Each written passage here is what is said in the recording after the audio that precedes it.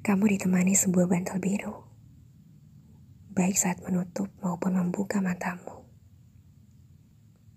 Pagi ini kamu masih bisa menghirup sisa aroma rokok yang kamu isap kemarin malam. Kamu tertidur karena kelelahan dan terbangun dengan pegal di sekujur badan. Kantormu memang sedang menyebalkan. Banyak pekerjaan. Kamu rindu waktu luang yang bisa digunakan untuk menonton film-film lama sendirian. Di antara tirai aroma asap, samar-samar masih bisa kamu rasakan bau apek ganjil. Kamu menoleh ke kanan dan ke kiri. Rupanya bantal ini, pikirmu. Kamu pun melihat keadaan kamar. Jika ibumu ada di sini saat ini, dia pasti mengira baru saja terjadi gempa bumi. Kamu pun mulai penasaran. Sudah berapa lama sarung bantal ini, spray ini tidak diganti? Sudah berapa lama kamu tidak menelpon ibumu? Kamu tak ingat lagi.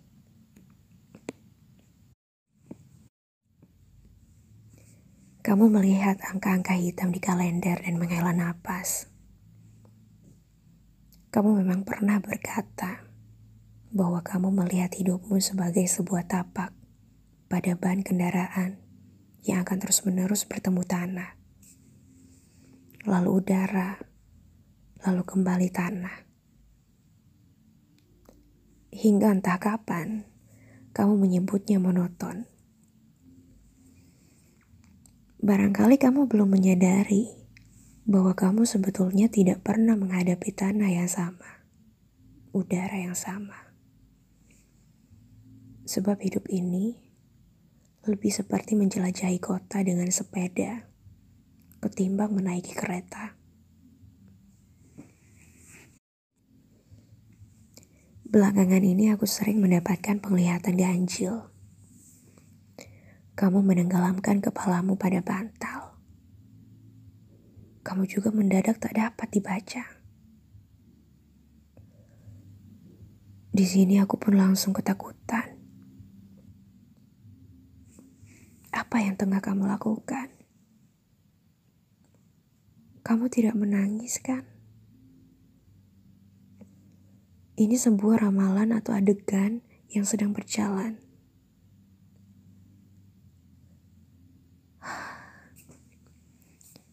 Ketidakpastian ini menggangguku semalaman. Sampai matahari terbit, aku berjalan mengitari ranjangku, memikirkan semua perkataanmu untuk mendebak apa yang sebenarnya tengah terjadi.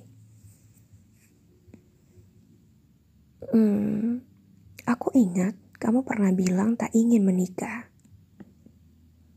Kamu juga pernah bilang tak layak mendapatkan apapun. Apakah kini kamu ingin menikah? Atau kamu masih sedih karena menginginkan sesuatu habis-habisan, sementara di saat yang sama merasa tak layak mendapatkan apa-apa?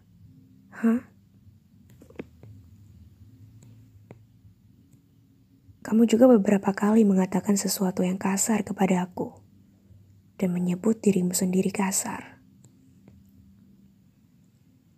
Responku waktu itu, apakah kamu tak tahu bahwa kamu sebetulnya tidak kasar?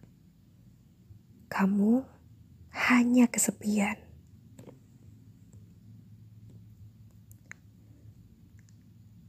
Apakah sekarang kamu kesepian?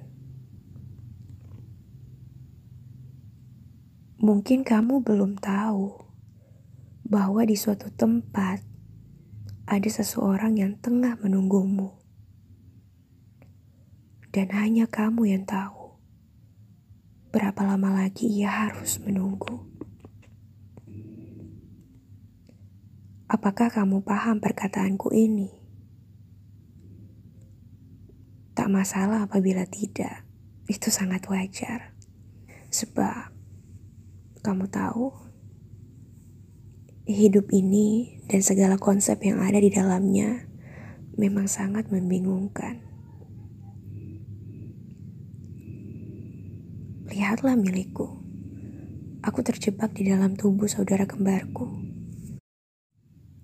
Kami berdua sebetulnya sama-sama mati saat proses dilahirkan. Aku mati karena lemahnya tubuhku, ia karena memutuskan kembali. Sesuatu yang tak ku kenal kemudian menjejalkan aku ke dalam tubuhnya. Aku pun tersedak, kembali bernapas, dan kini aku terjebak. Semenjak itu orang-orang mulai tak menyukaiku.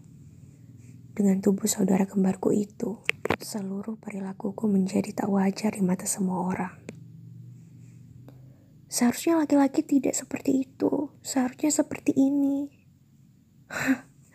Kamu tahu, ungkapan itu menghancurkan hidupku. Tetapi, mungkin hidup semua orang, termasuk kamu dan aku, akan lebih mudah jika kita boleh menikah dengan bantal yang menyangga kepala kita setiap malam. Yang mengusir demam, menjauhkan kuntilanak dari mimpi, mengamini doa-doa, merindukan kita di siang hari, menyimpan aroma sampo yang kita sukai, menyerap keringat, liur, air mata, tumpahan kopi, tanpa sekalipun protes apa-apa. Dan berbisik ke telinga kita di tiap malam yang murung. Berbahagialah, berbahagialah. Di luar sana, seseorang mencintaimu. Seseorang tengah mencintaimu.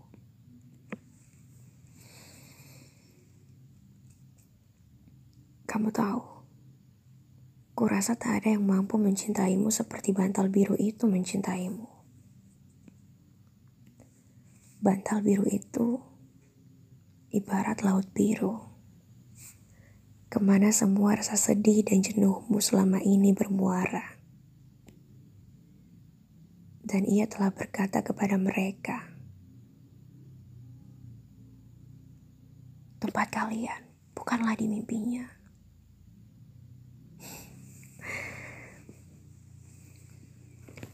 Tentu saja sebagian dari mereka berkeras tinggal, sehingga kadang kamu mimpi buruk.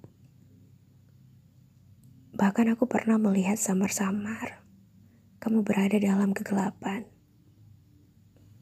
Aku pun langsung memakai jaket adikku dan menerjang hitam sempurna itu. Aku mencarimu. Aku harus menemukanmu.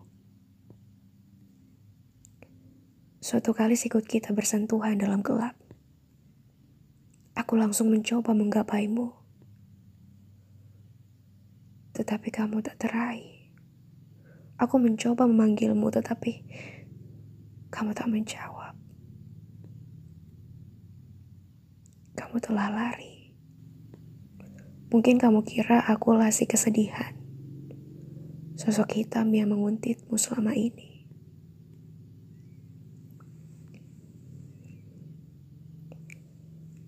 Kini kamu menekuni bantal cukup lama.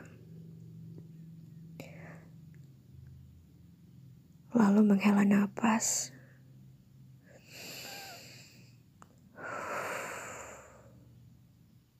Dan bangkit. Dan mendekati lemari. Dari situ kamu keluarkan satu set selimut, spray, dan sarung bantal merah. Hadiah Natal dari seorang teman. Kata dia dulu, ganti spray dan bantalmu agar mimpimu indah.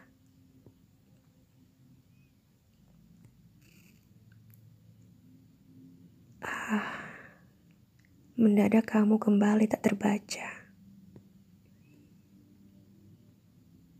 Hei, apa yang tengah terjadi di dalam sana, di hatimu. Apakah kamu akan menuruti saran kawanmu itu? Pikirkan ini baik-baik. Dengan spray dan sarung bantal merah itu, kehidupanmu bisa saja jadi lebih baik. Tapi juga bisa jadi lebih buruk. Kita tak pernah tahu apa yang dijanjikan merah. Tetapi, siapalah aku ini? Memintamu untuk melakukan sesuatu. Bahkan satu-satunya yang pernah aku berikan kepadamu hanyalah sebuah cerita pendek. Kisahnya pun muram, hampir tanpa alur. Mungkin kamu tidak menyukai cerita itu, lalu melupakannya. Tak apa-apa. Aku dan ceritaku itu tetap tak akan pernah melupakanmu.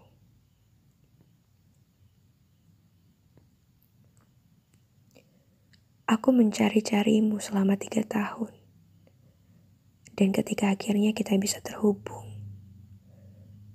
meskipun dengan cara milik astronom dan alien, aku aliennya. Aku tak akan membuangnya.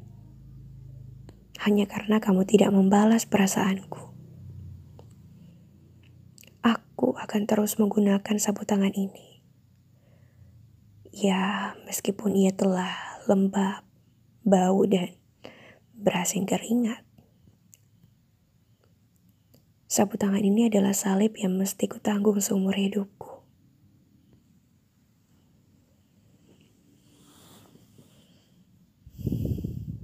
Kamu tahu,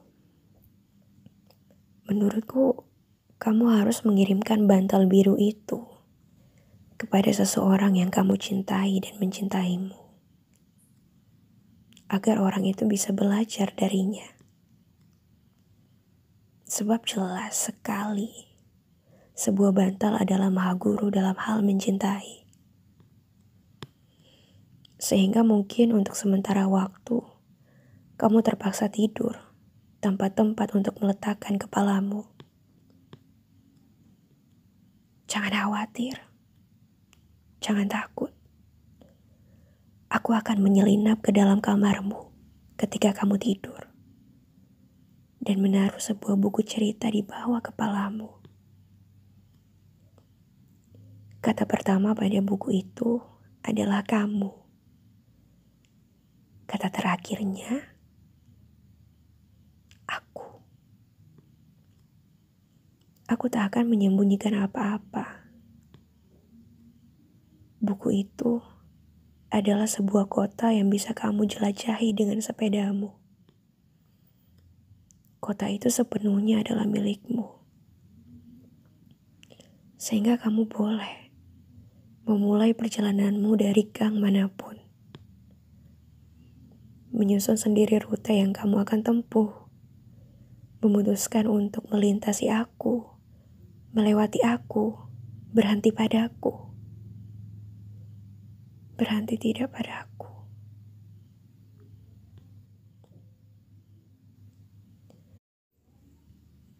Mimpilah yang indah cintaku.